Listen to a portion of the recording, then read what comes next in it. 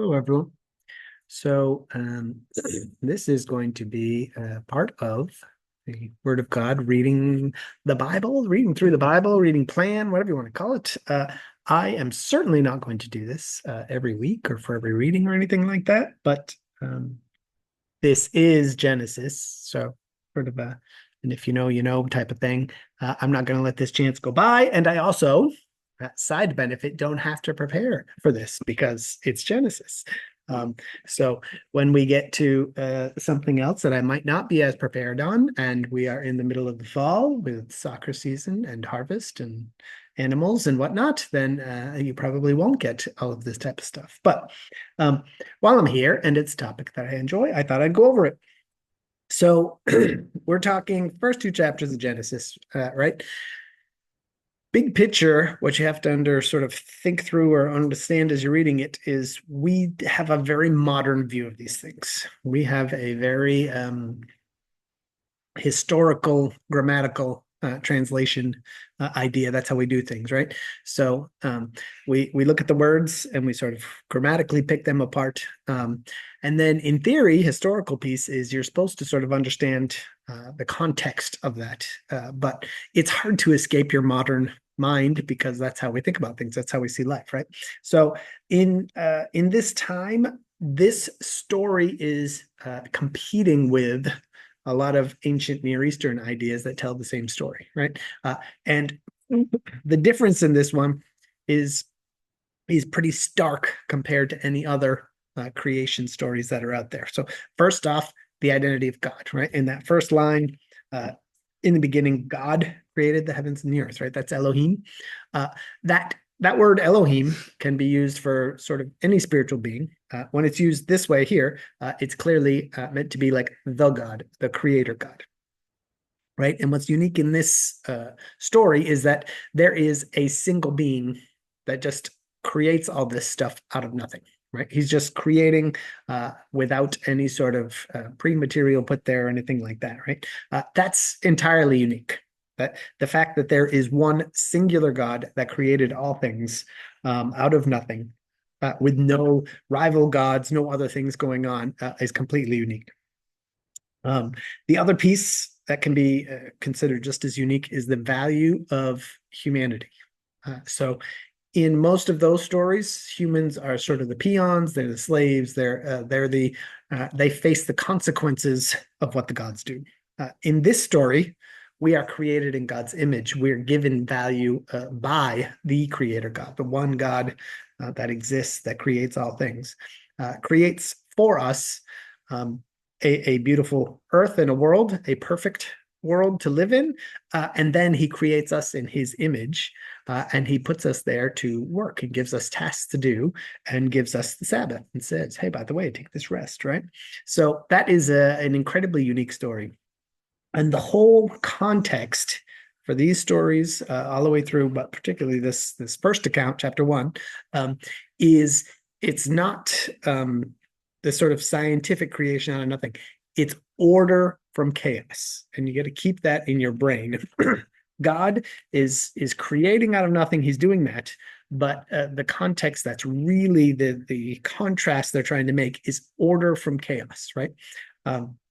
So, because you're going to see in the next couple of lines that it's really talking about chaos, not in terms of like we think of it as, well, there's no atoms, there's no nothing, it's deep space, but there's no atoms and it's not, well, it's not even actually space. It's got to be nothing, nothing. So it can't even be space. Like that's the way our brain works. But what they're thinking in terms of is order and chaos. Chaos is bad, and you don't know what's going to happen, and you're unsafe and unsecure. And order, you are secure and you know what's going to happen, right? So now in verse 2, now the earth was formless and empty, tohu vavohu, and darkness covered the surface of the watery depths, right? So you're already seeing the watery depths, right? Water, the sea in particular, is a sign of chaos, right? So you get to the end of the story, the new Jerusalem comes down, which is the new Eden, and there's no sea. Makes a specific point to say that, right? There's no sea. So people who like to go to the beach are sort of like, oh, okay, that's weird. But that is because the sea is a sign of chaos, right? Those chaotic, dark waters are insecure. You don't know what's going to happen. That is a sign of chaos. So the tohu vavohu, formless and empty, seems like a quick sort of comment, but this is all super structured, intentionally written that way, right? So the first sentence, in the beginning, God created the heavens and the earth, right? One, heavens and the earth is just an expression for everything. But two, that's 7 words, not coincidentally, right? 7 is a sign of completeness. So you've got that first sentence is 7 words. The next 2 sentences are 7 words each, right? 14 words for that. So intentionally crafted, very, very intentionally crafted, right? And the formless and empty actually provide the structure for the whole rest of the chapter 1 account, right? So you've got a formless world that is given form over the first 3 days. And then you've got an empty world that is filled on the next 3 days, right? And that structure is the 3-tiered cosmos that all the big early biblical authors think of, right? If you are higher up, you are closer to God, and the up in the sky, in the heavens, meaning the stars, sort of heavens, that's where God is, right? That's the heavens. That's up there. Then there's the sort of sky that's close to us, and they usually actually wrap that in with the waters around them, right? So that is your second tier of your cosmos. And then there's the land that you're on, right? And sometimes, depending on how you're describing it, it talks about underneath. So in the 10 Commandments, where it talks about you should not create any idols, it has that 3-tiered cosmos. It says don't create any idols up in the heavens or in the skies or in the waters underneath, right? So that verse comes out and it says, the darkness covered the surface of the watery depths, and the spirit, the ruach of God, the breath of God, was hovering. The word there is like fluttering, used not many times in the Bible, but one of them is the Greek translation from the Septuagint, is the same word that's the dove that comes down when Jesus is baptized by John the Baptist, right? But the spirit is fluttering over the surface of the waters, right? So you're already sort of like, that's a weird situation. Like the way they look at this is there was chaos before, right? Chaos is the dark waters, and God is bringing order from that. So he says, up in the heavens first, let there be light. He's giving form to this area, right? So he separates it, calls darkness night and the light day, right? So he gives form to the heavens. Then, next one, verse 6, God said, let there be an expanse between the waters, separating water from water, right? So that section where sometimes it says firmament, sometimes it says expanse, sky. It's worded weirdly, and that is because the word is rakia, and what it is originally the word comes from a bronze beaten shield. So basically, it says, God, let there be some sort of shield that keeps the waters above and keeps the waters below, right? So it sort of keeps things the way they're supposed to be and separates this space to create sky, right? We don't think of things that way at all, right? But that's the way that's sort of set up. When you get to, like, say, the Noah account, what happens with Noah is God sees the world as filled with evil. We have gone against his authority and created all kinds of evil things instead of good. And God decides, hey, I'm going to undo this creation. And it works actually backwards. It steps in reverse. But when it comes to the rakia, what he does is he opens windows, basically is the literal translation. He opens windows in the rakia, lets the waters come back down through and flood the earth, right? So that is that step, which is basically giving form to the skies and the sea. That's that sort of second tier cosmos that's going on. And then that's the end of that day. And the third day, let the water be gathered so that there's dry land, so that we've got land to live on, and fruit and trees and stuff like that are all on it, right? So it was formless. He created form in the heavens. He created form in the sky and the seas. And then he created a form on earth with plants and trees and all of that type of stuff, right? So now it is no longer formless. It is still empty, right? Got trees, stuff like that a little bit, you could sort of say, but for the most part, it's empty, right? So then you get to day 4, and it says, God says, let there be lights in the expanse, right? So he's filling it. It's no longer empty because he's putting the stars up there for the signs and the seasons. He's putting the sun and moon. You want to go down a rabbit hole?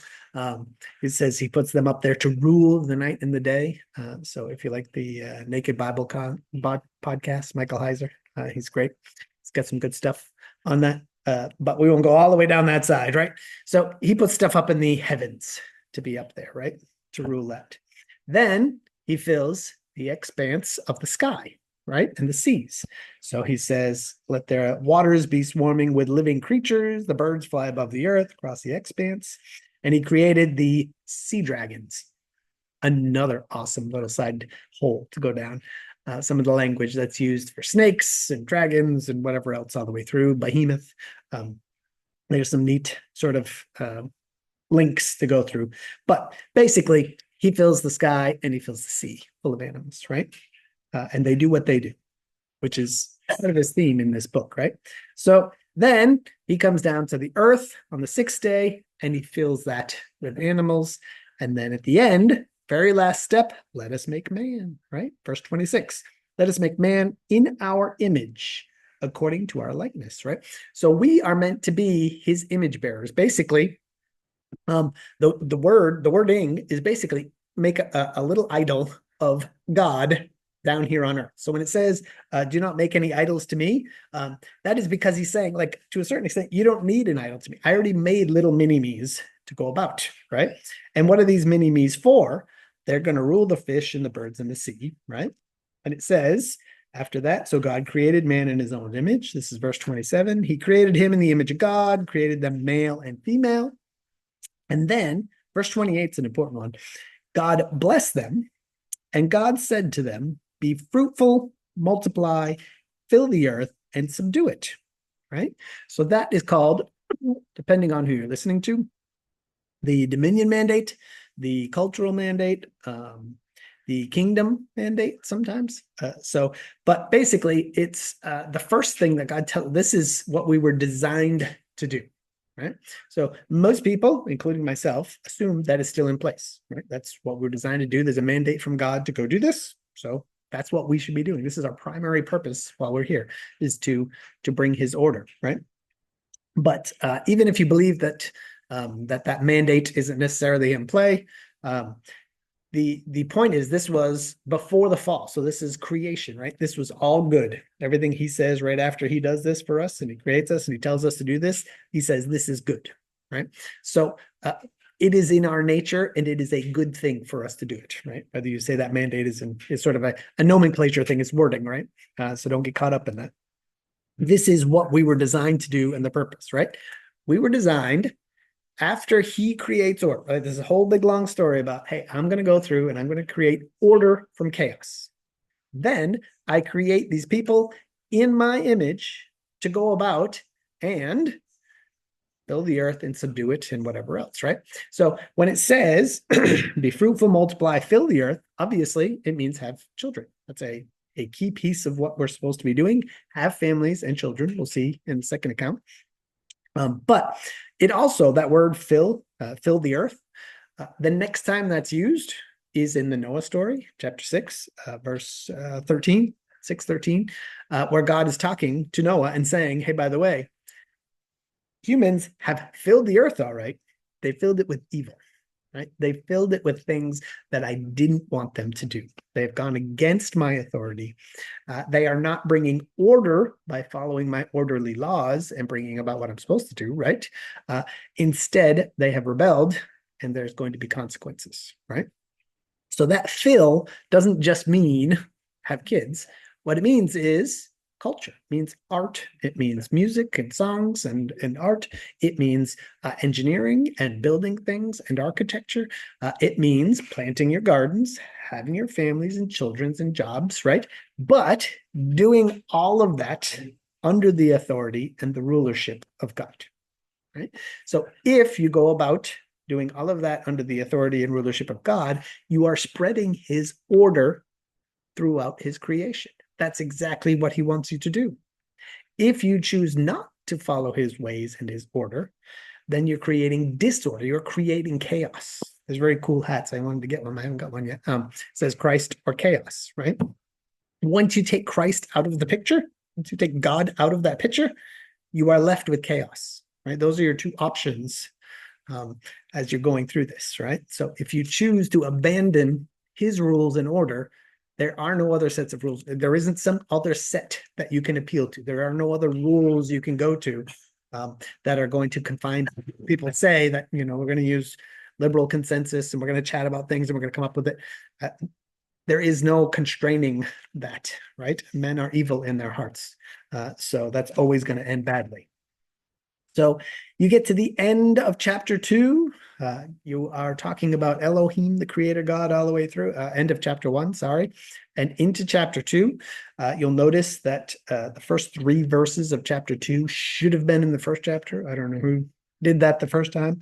So it wasn't obviously written with chapters. They were put in afterwards, but for some odd reason, they chopped it in a weird place. So the first 3 lines of chapter 2, so the heavens and the earth and everything in them were completed, right? So that's a bookend to 1:1, where it says God created the heavens and the earth, right? So this is the bookend of that. 7 words, surprisingly enough. Another sentence after that, that's 7 words, where God finished completing everything and he rested for the 7th day. And he called everything good and blessed it, right? That's awesome. Then you have in verse 4, it's called Toledot, which is basically, and these are the records of, and it goes on. In this case, it says the heavens and the earth. So it's sort of saying, hey, by the way, and this is the story we're going to tell you. So you're taking a step down and we're going to tell you the story of what actually happens on the heavens and the earth. In other cases, it'll tell you the story of family genealogies and different things that go on, right? So in chapter 5 and 6, and there's a bunch of them in Genesis. So this comes in, verse 4 is the first one, and already it transitions to that the Lord God made the earth and heavens, right?